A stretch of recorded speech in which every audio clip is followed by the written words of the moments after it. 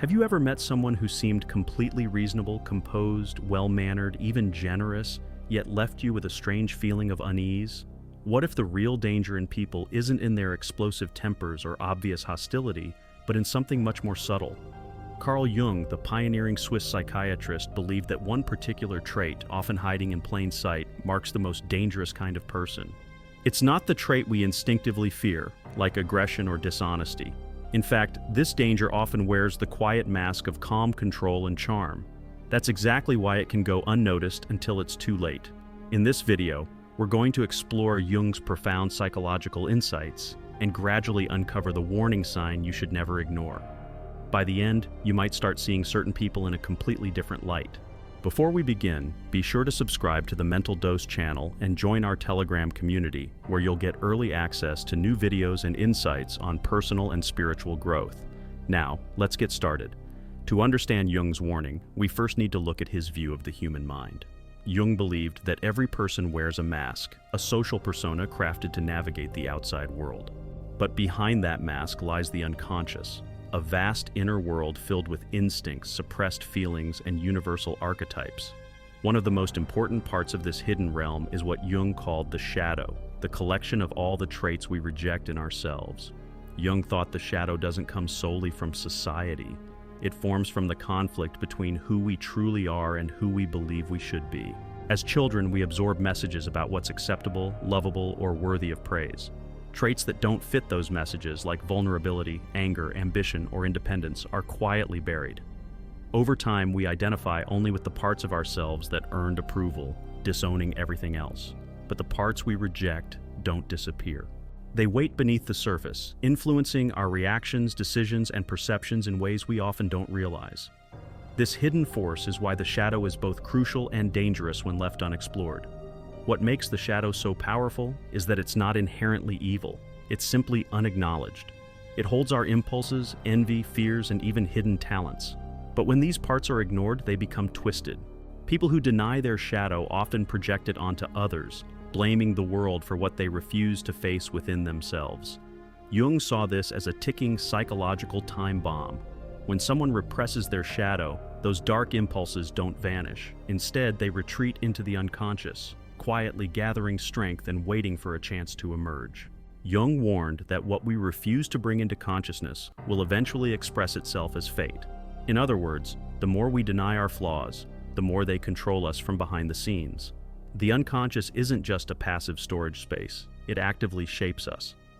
When we reject parts of ourselves, they don't stay dormant. They transform and seek expression through indirect, often destructive means. The more suppressed these aspects become, the more irrational and symbolic their appearance. Nightmares, compulsive behaviors, irrational fears, and self-sabotaging patterns can all be signs that the shadow is trying to break through our conscious mind. Jung believed that ignoring these signals only intensifies them, pushing a person toward either breakdown or breakthrough. On the surface, someone might appear calm and collected, but their inner world tells a very different story. Over time, this split between the outward self and inner reality creates tension that demands release. Sometimes this shows as sudden emotional outbursts. Other times it leaks out through sarcasm, controlling behavior, or subtle cruelty disguised as concern. Such people often don't understand why they destroy relationships or feel chronically dissatisfied.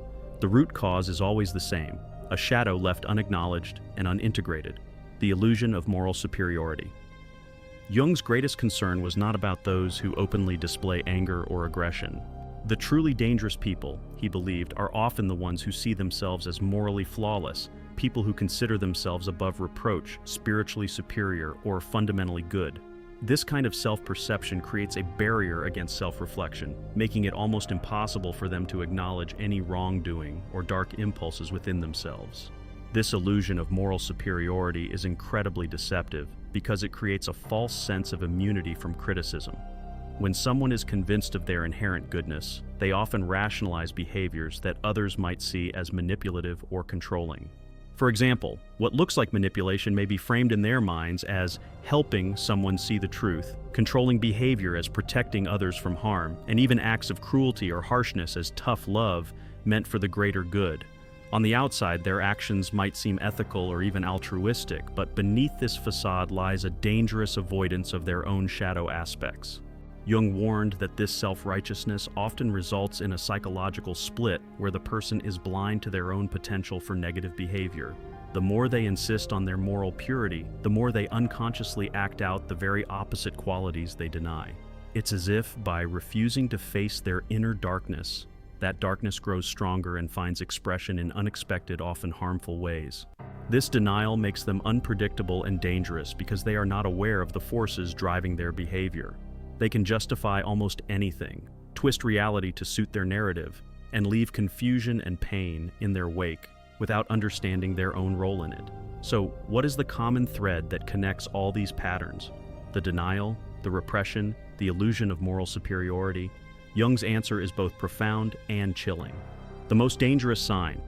According to Carl Jung, the single most dangerous sign in a person is the complete lack of awareness of their own shadow.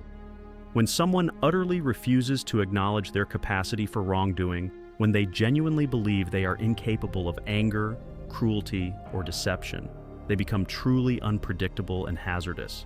It's not the presence of darkness that makes a person dangerous. Rather, it's the outright denial of that darkness.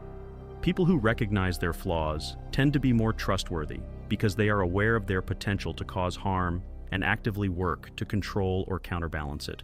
On the other hand, those who live in denial of their shadow are blind to the impact of their actions. They rationalize everything, justify their behavior, no matter how harmful, and leave confusion, hurt, and chaos behind without ever understanding the part they played in it.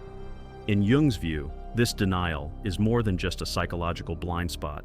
It's a form of spiritual blindness. It cuts a person off from genuine self-understanding and growth, making it impossible to integrate the full spectrum of their humanity.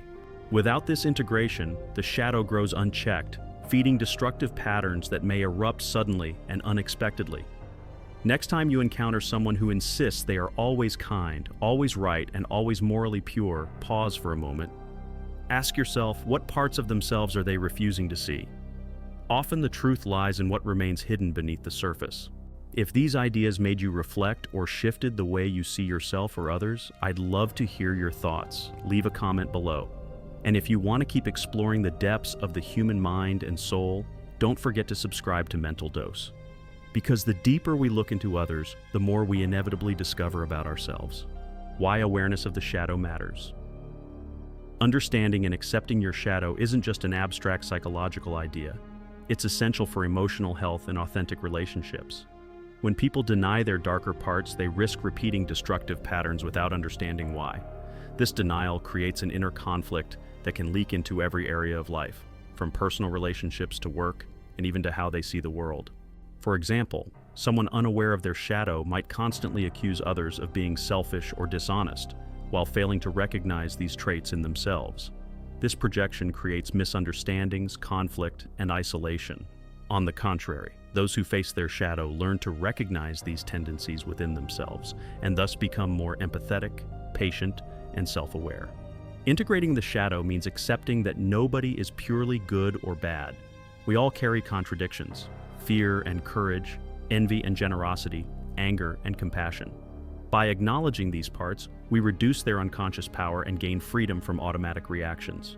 This process allows for real growth and transformation, making a person stronger, more balanced, and more genuine. How to begin facing your shadow. Starting this journey requires honesty and courage. Here are some steps you can take. Self-reflection. Pay attention to moments when you feel strong emotional reactions: anger, jealousy, guilt, or shame. These feelings often point to shadow elements. Journaling. Write about these emotions and situations where you might have acted in ways that don't fit your ideal self-image. Accept imperfections. Understand that having a shadow is human. Accept your flaws without harsh judgment. Seek feedback. Sometimes others can see what we deny in ourselves. Trusted friends or therapists can help reveal hidden patterns. Practice compassion. Treat yourself with kindness as you explore uncomfortable feelings. By embracing your shadow, you not only protect yourself from inner turmoil, but also become a safer and more trustworthy presence for those around you. The shadow in relationships. One of the clearest ways the shadow manifests is in how we relate to others. When shadow aspects remain hidden, they often trigger strong emotional reactions to people who remind us, consciously or unconsciously, of the traits we deny in ourselves. For instance, if someone rejects their own anger, they might feel intense irritation or even hatred toward others who express anger openly. This reaction is not just about the other person's behavior, but also a projection of their own repressed feelings.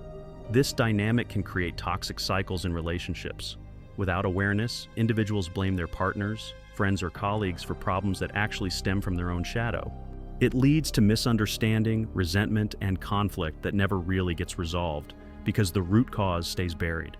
On the flip side, when someone has integrated their shadow, they tend to have healthier relationships. They are more forgiving because they recognize that everyone carries light and dark within. They don't take things personally as easily and are able to respond instead of react. This creates space for genuine connection and growth on both sides. Shadow and society. Jung's ideas don't just apply to individuals. They also shed light on societal problems. Collective shadows appear in cultures, groups, and nations, often fueling prejudice, fear, and conflict. For example, when a society refuses to acknowledge its dark history or systemic problems, those issues can erupt in violent or destructive ways.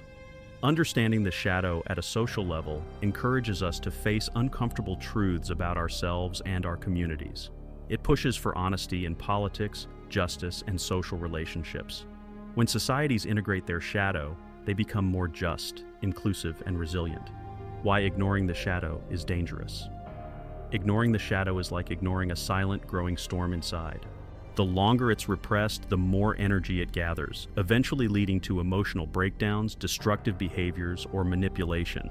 This is why people who deny their shadow often seem calm and composed on the outside, but cause chaos around them. These individuals can be charming and convincing because their denial fuels a kind of emotional armor. But underneath, the unresolved shadow drives them toward patterns that harm themselves and others. The path to wholeness. Ultimately, Jung saw the journey of recognizing and integrating the shadow as the path to wholeness, what he called individuation. It's about becoming a complete person by embracing all parts of yourself, even the uncomfortable ones. This process isn't easy and can take a lifetime, but it leads to deeper self-awareness, authenticity, and a richer experience of life. Instead of being controlled by hidden forces, you gain the power to choose your responses and live more freely. Practical steps for shadow work. Engaging with your shadow can feel intimidating, but small, consistent efforts can bring profound change. Here are some practical ways to begin. Notice your triggers. Pay close attention to moments when you react strongly to others, anger, judgment, or discomfort. These intense emotions often reveal parts of your shadow trying to surface. Ask yourself why. When triggered, pause and ask, what part of myself does this reaction reflect? Try to connect the external irritation to something within you that feels uncomfortable or hidden. Explore your dreams. Jung believed dreams are a window into the unconscious. Keep a dream journal and look for recurring symbols or themes that might relate to shadow aspects. Practice mindfulness. Developing awareness of your thoughts and feelings without judgment creates space to recognize shadow traits as they arise. Write letters you don't send. Write to people you feel strong emotions about, anger, jealousy, or admiration. Expressing these feelings honestly can uncover hidden parts of yourself. Seek guidance. Working with a therapist or coach trained in Jungian psychology can provide support and deeper insight. Famous examples of shadow integration. Many well-known figures struggled with their shadows but achieved great personal growth by confronting them. For example, the poet Carl Jung admired, Johann Wolfgang von Goethe, famously explored his own shadow in his writings, revealing complex inner conflicts and self-awareness. Similarly, Nelson Mandela spoke openly about facing his inner anger and bitterness during his long imprisonment, using this self-knowledge to foster forgiveness and reconciliation. Why shadow work matters for everyone. No one is exempt from having a shadow. Attempting to live as if you are without flaws or contradictions only leads to inner tension and disconnection from others. By facing and integrating these hidden parts, you become more whole and capable of genuine connection. Shadow work is not about becoming perfect, but about embracing your full humanity, flaws, and all. This process can transform your relationships, creativity, and sense of meaning in life.